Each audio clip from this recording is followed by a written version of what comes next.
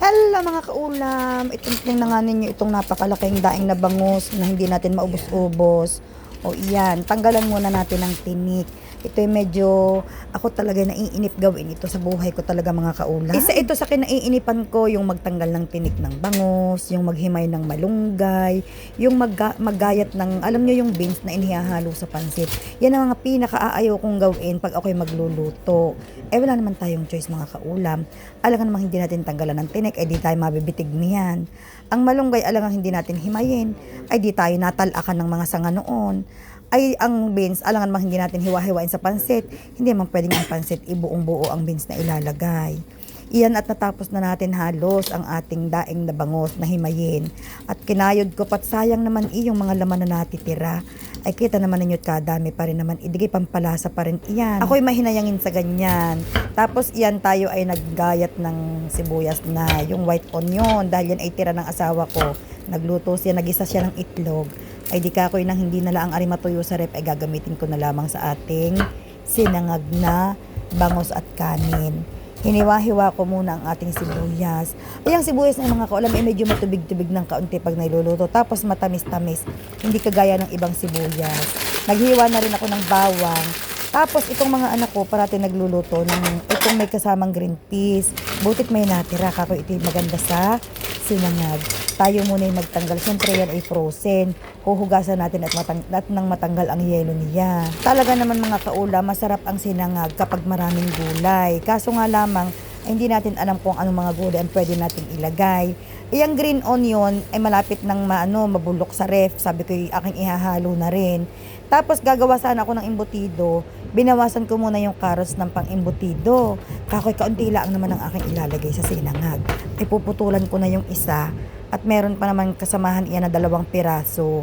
Kaunti lang naman kako ang kailangan ko sa sinangag. So iyan na. Pwede na tayong magluto.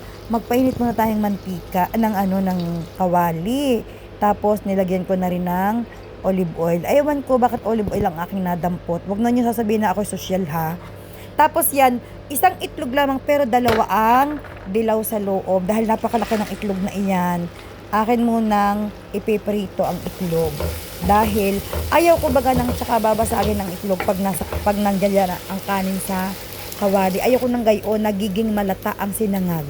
So gusto ko uunahin muna ang itlog, tapos tsaka natin gigisahin ang ating bawang at sibuyas.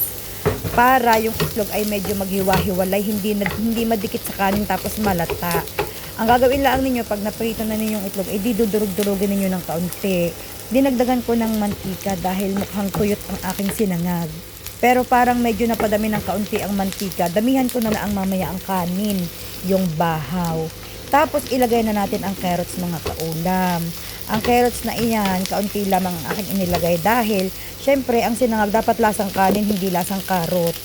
Ilagay na ang hinimay na bangus. Ang sarap mga kaulam, ang bango-bango ng bangus na yan nung nailagay. Tapos syempre lalo na nung nalagyan ng sibuyas at bawang, ng itlog, lalong mas bumango ang bangus mga kaulam.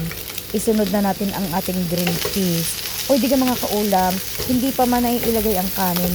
Mukhang ulam na ang ating ginisagisang sibuyas, bawang, bangus at saka carrots at green peas.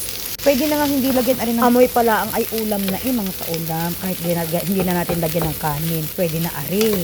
Pwede na nga iyang pang palaman sa tinapay. Kaso syempre mas masarap kung may kanin. Tapos, timplahan natin ng asin, mga kaulam, dahil lalagyan pa natin iyan ng kanin. At mas masarap kung medyo maalot-alot ng kaunti. Lagyan din ng pamintang durog, yung pamintang powder. Huwag pamintang durog dahil, ayaw ko pag pamintang dinurog laang. Parang lasang-lasa ko yung paminta. Gusto ko yung pamintang powder. Ayan na. Ilagay na natin, damihan natin ng kaunti ang kanin. Dahil, babaunin pa natin iyan ng Lunes at saka Martes. O Lunes lang siguro. Dahil hindi na maiitawid pa hanggang Martes sa sobrang haba na ng buhay ng ating bangus na iyan.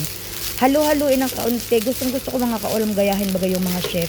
Yung itinatalyang ang kawali, hindi ko man pwedeng gawin masyado dahil mababaw ang kawali natin. Mababaw ang ating kawali, pero sinubukan ko din ng kaunti. Nakakagaya naman ako kapag malukong ang kawali, yung hindi natatapon.